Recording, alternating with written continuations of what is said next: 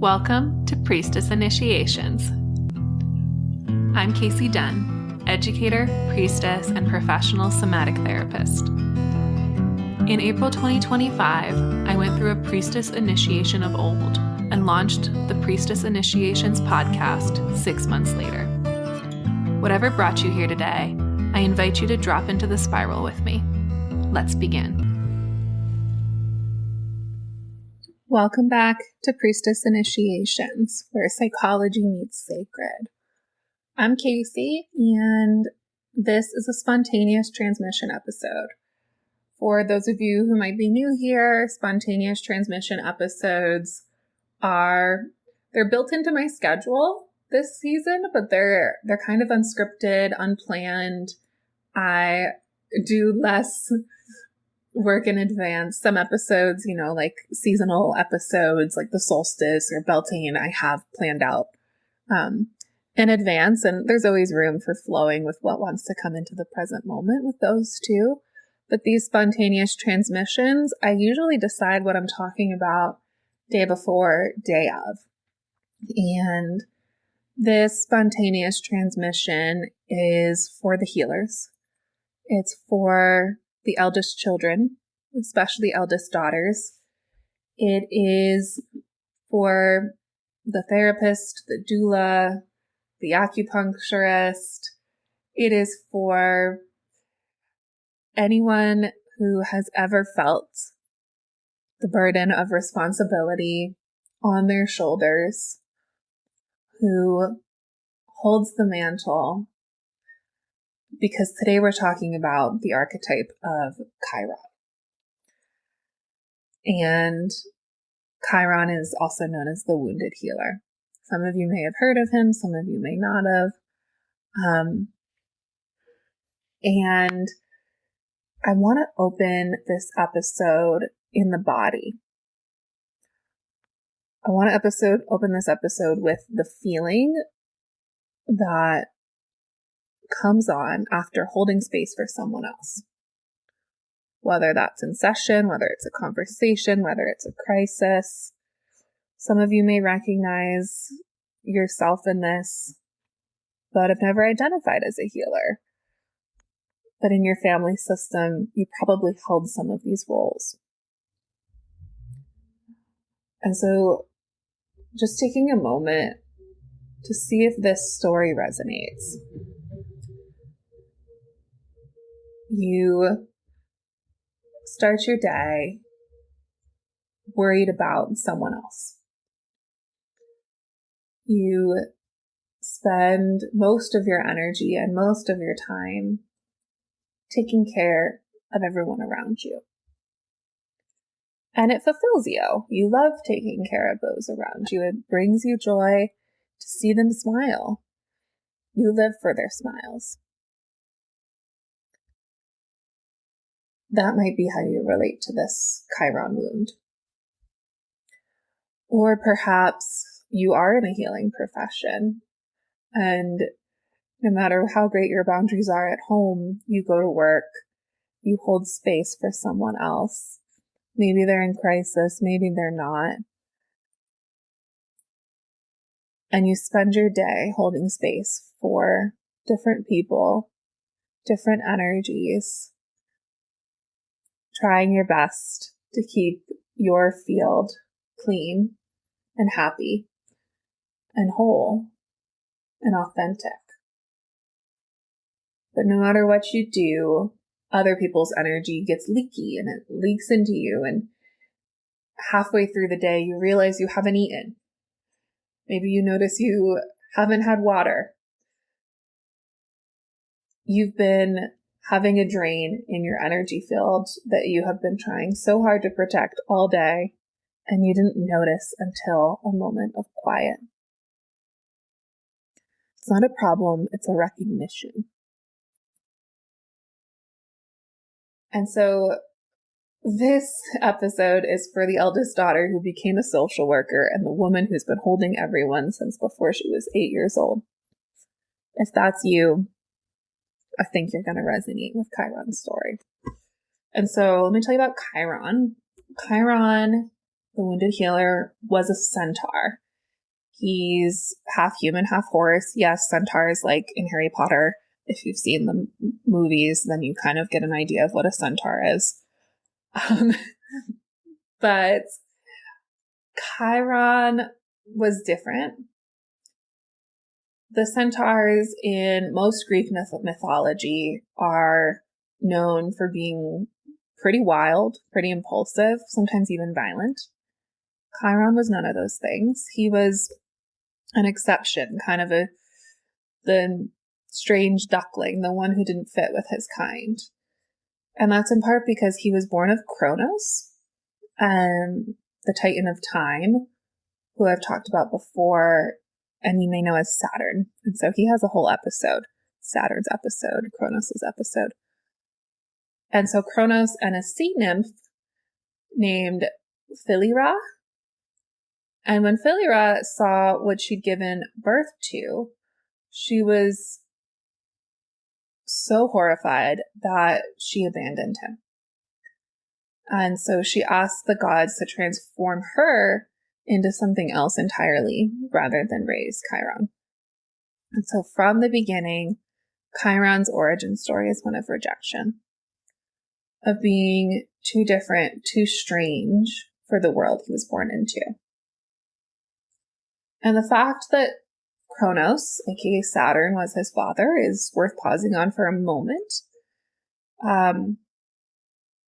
Because we did spend some time with him before, but I've been feeling him again lately. And there's a lot of Saturn energy in the astrology this week in particular. And leading up to the Sagittarius full moon. So that's part of what's happening in the sky right now too. And part of what's holding this episode and why I wanted to talk about this now. So Saturn is the planet of structure, of limitation. He kind of asks us to build correctly or not build it at all. He's not cruel. He's precise. And sometimes I get frustrated with him and I feel like he is cruel. But even just a few weeks ago, I was feeling really defeated and tired of what feels like restriction and limitation in some aspects of my life. And I humbled myself and I said, Saturn, I need more safety to do this work. And I don't know what that looks like, but I know you're the one I need to ask. And he's been working on it behind the scenes. I can feel it. And there's something about Chiron being born of Saturn, of time itself, that I think is key to understanding Chiron. And that's that he was built for the long game, right? For slow, deliberate mastery. For learning to work within constraints rather than fighting against them. Getting creative with it. When you have a container, when you have boundaries, those boundaries give space for your creativity, right? And so I've been sitting with Saturn in my second house of resources lately, which kind of looks like what it means to build a sustainable financial foundation from inside a body that has limits, from inside a body that lives with chronic pain. That's super Chiron energy, and we'll come back to that. But Chiron was taken in by Apollo and Artemis, who you may have heard of. Apollo is in many ways the god of light and reason. He's associated with the sun. And Artemis is the goddess of the hunt and the wild, and she's associated with the moon. And Chiron became someone extraordinary, someone special. He studied medicine, music, prophecy, hunting, ethics, and he became the greatest teacher of his age. Achilles trained under him. The god of medicine himself, Asclepius, was his student. Jason, Perseus, The greatest heroes of the Greek world learned from Chiron. He was their greatest teacher. And then one day, through no fault of his own, there was an accident. A stray poisoned arrow from Hercules, actually, and Chiron was wounded. And the poison of that arrow was from the Hydra. And so it's incurable poison. And Chiron was immortal. He could not die, which meant he had this incurable poison in his wound, and he could not die. So that meant he could not escape the pain. He became a healer who could not heal himself, living indefinitely inside a wound that would not close. But he kept teaching. He was in chronic pain, rejected at birth, unable to use his own medicine on himself, and he kept teaching. And his wound didn't disqualify him as a teacher. It deepened him. It became his teaching. It gave him an understanding of suffering that no amount of study could have ever produced. And so eventually Chiron chose to give up his immortality, not because of the pain, but because Prometheus was in trouble. So he offered his life so that Prometheus could be freed. And so he ended up choosing that death over endless pain. But he waited until it meant something. And so when we're talking about Chiron and Chiron's story, some of you might already see yourselves in him. I do. I certainly see myself in him. With the chronic pain I live with the adoption wound I carry. Chiron is the epitome of a 3-5 in many ways in human design, right? He had to feel the things to learn them deeper. The depth of his own experiences, he turned into medicine. And this is where I feel like it's interesting. No one asked Chiron how he was doing while he's bleeding and still teaching, right? The Greek pantheon in many ways was patriarchal, right, at this point in time. And we live under patriarchy too. And our system doesn't ask us how we're doing as healers. It doesn't ask you how you're doing as caretakers. We live in a structure that specifically extracts from healers. Not only doesn't take care of its healers, but extracts from them. It's not a personal failure, it's the architecture. This shows up in so many ways. This shows up in the devaluation of feminine dominant professions, nursing, teaching, social work. All of that falls under that category, right? This also shows up in therapy. The therapists with full caseloads who can't pay rent in the areas they live, with master's degrees who can't pay back their loans. That is so much more common than a lot of people know.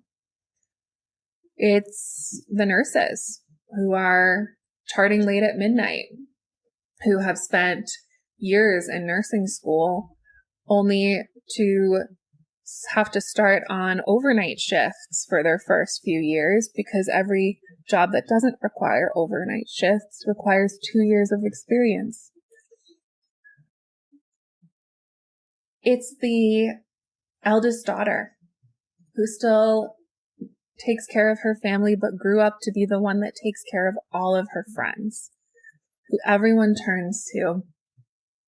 But when she's wounded, she feels like she has nowhere to go. Your burnout is not a self-care problem. But the system's going to tell you it is. The system is going to tell you to go to yoga, take a bath. And those are great. But those are band-aids. The system profits from keeping the wound personal, from keeping the wound something that they are saying is in your control. And that's not to say that no self-care is in your control. It is. And we're going to talk about that. We're going to talk about that with Hygieia. But I can't talk about that without acknowledging, without naming that the burnout, the root cause of burnout is systemic. It's the fact that we live under patriarchy that devalues healers, that tells us the wound is our problem.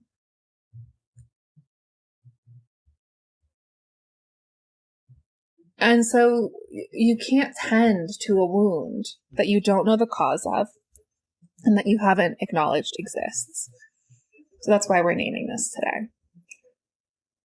And how do we tend? How do we tend? I'm still learning it. I am doing my best, but it's Hygieia. And Hygieia is not the goddess of healing. That's her father,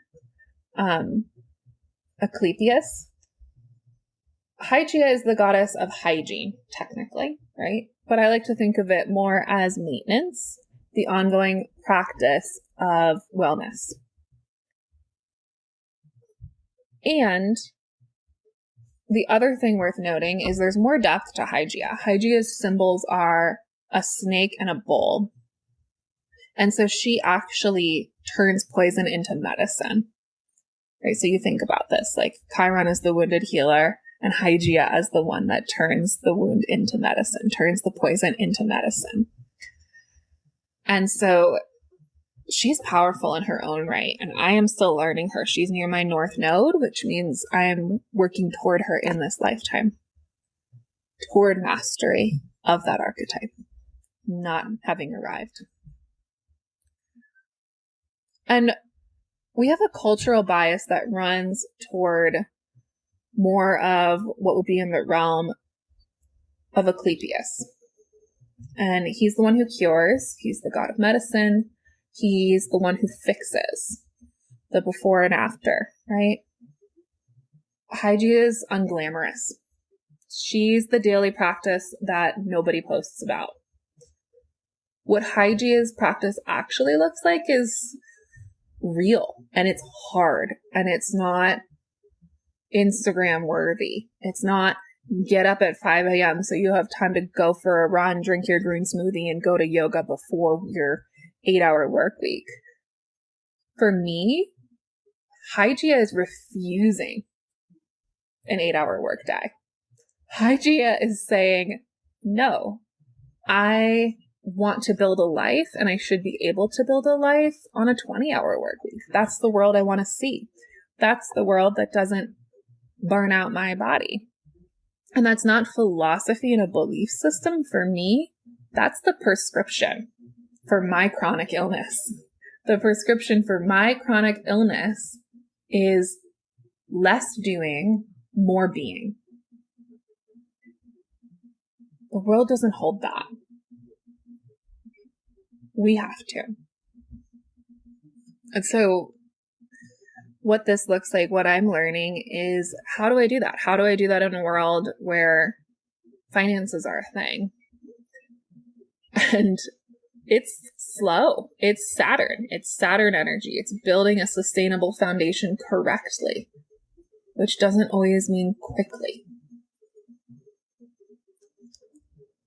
And Hygieia is also in the daily practice. She's in my nutritive tea I drink. She is in, when you get home and you take the time to wash your face, not out of obligation, but because it's an intentional moment of tending to yourself.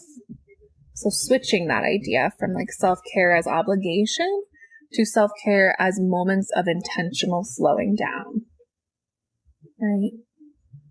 I don't need to drink my nutritive tea while driving on the way to work. I want to drink it on my patio while the birds chirp. Do I get to do that every time? No. And I'm trying my best to build a life where I can. That life is counterculture. It's incredibly counterculture. But we as healers have taken on too much for too long. And this is part of the healer's wound in Chiron, is that we love what we do. We want to heal. We want to help others, right? You can't do that from an empty cup. And I've said this before, but it's so true. You cannot give endlessly from an empty cup. But what does it actually take to keep your cup full? Not to just fill it once, not to just go on a vacation twice a year and then let it get to empty and run on empty for a few weeks before your next trip. No, like what does it actually take in daily practice to live a life that keeps your cup full? I'm learning that, and I think that's the question we all need to be asking ourselves in this new era of Uranus entering Gemini, because that's part of the world that we're trying to build. That's part of the world that I want to see. And it does ask those of us who are able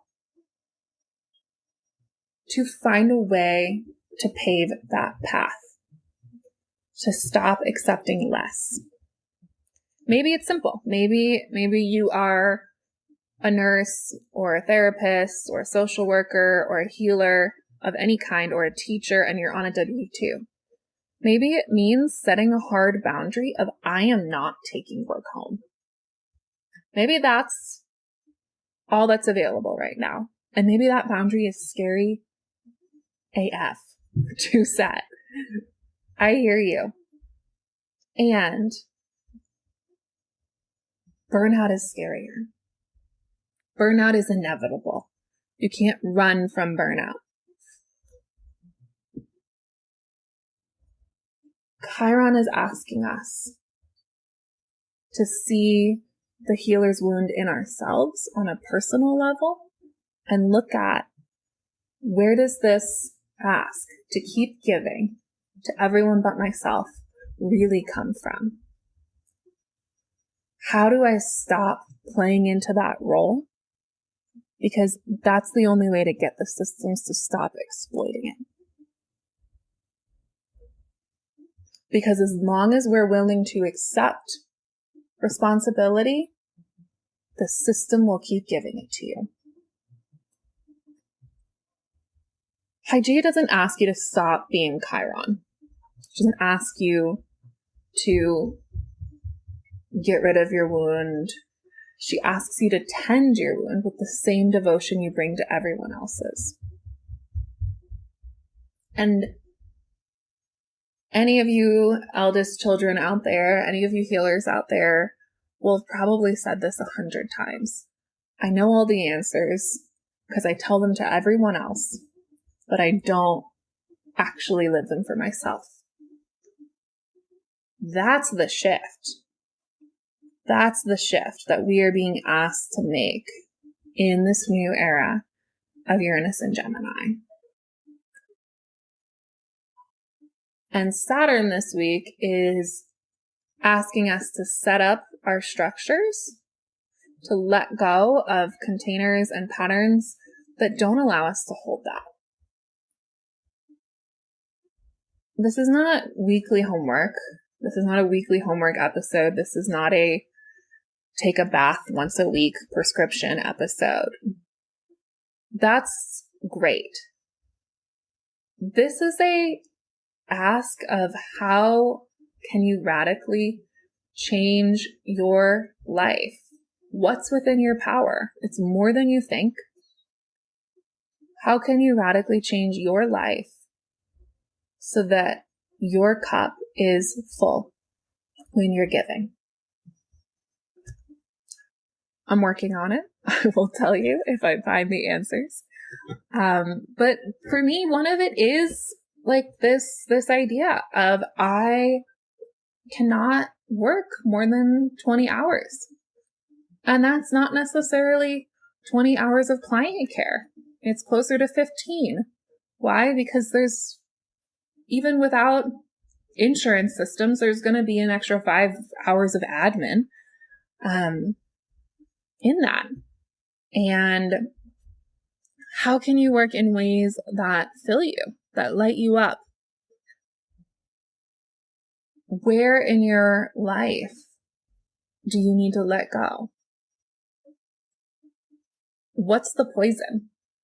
What is the snake venom that is constantly depleting you?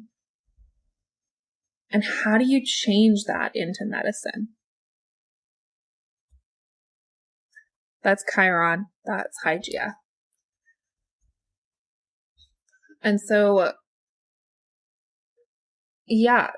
Uranus just moved into Gemini, right? And I've been talking about that a little bit through multiple episodes. If you listen to any astrology podcasts, you're probably hearing it all over the place. It's a 7-year transit. And so what that means is that for us who have these Chiron wounds, who are working with Chiron and Hygieia right now, who are being called to work with Chiron and Hygieia anytime in the next 7 years, this is an ask for a long arc of sustained tending. And that's why it's not a single practice to add to this week. Uranus in Gemini is a disruption of how we think, communicate, learn, and teach.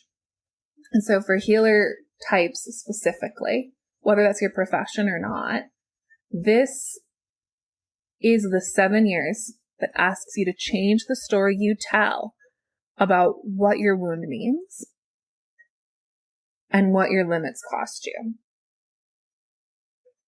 How can your limits serve you instead of costing you? The invitation isn't to fix anything this week. It's to ask, over the next 7 years, what would it look like to be your own Hygieia? To tend the wound with the same consistency you've tended everyone else's. And so I want you to take a moment to feel this in your body.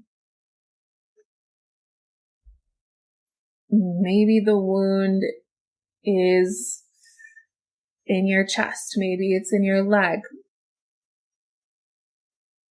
Feel in your body. Where is the wound that asks you to overgive?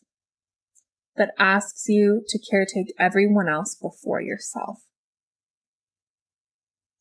That's your Chiron wound. And so let's take a moment to take a few deep breaths and feel where that lives.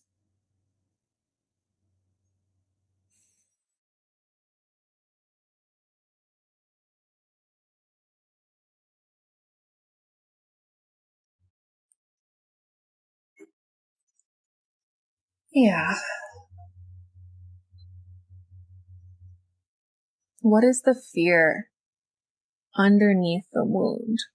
What would happen if you gave to yourself?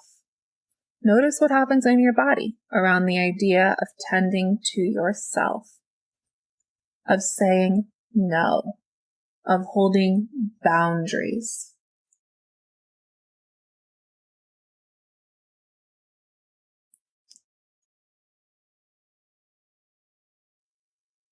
For me, this becomes an attachment wound really quickly. And so when I look at this, when I go deep enough, right? And for so many of us, this is the case because these Chiron wounds go back to childhood, which is where our attachment styles live. For me, this wound is, if I stop giving, why would someone stay?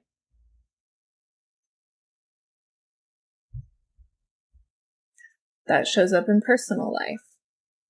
That shows up with self-worth around what are you charging, which directly relates to what are you What are you getting in return for your service? How many hours do you actually have to work? How much time do you have for yourself?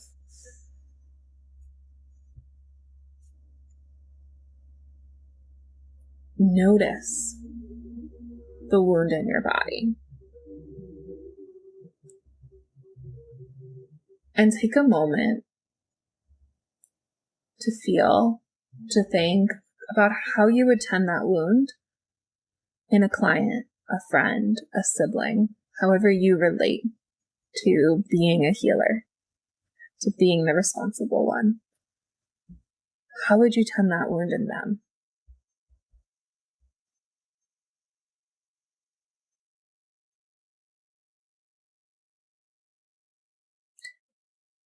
For me, the way I tend attachment wounds in others is by showing up consistently, honestly, being honest about my capacity and being consistent and being authentic.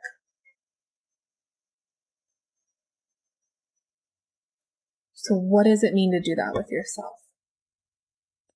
Whatever your answer was, is there a way this week that you can make a shift to tend to your wound a little more? Ask your body. The body knows the answers. Subscribe to the podcast so you don't miss an episode. Trust the spiral. This podcast offers spiritual and psychological education and priestess wisdom. This is not therapy, counseling, or mental health treatment. If you need mental health support, please contact a licensed provider, and in a mental health emergency in the U.S., call 988.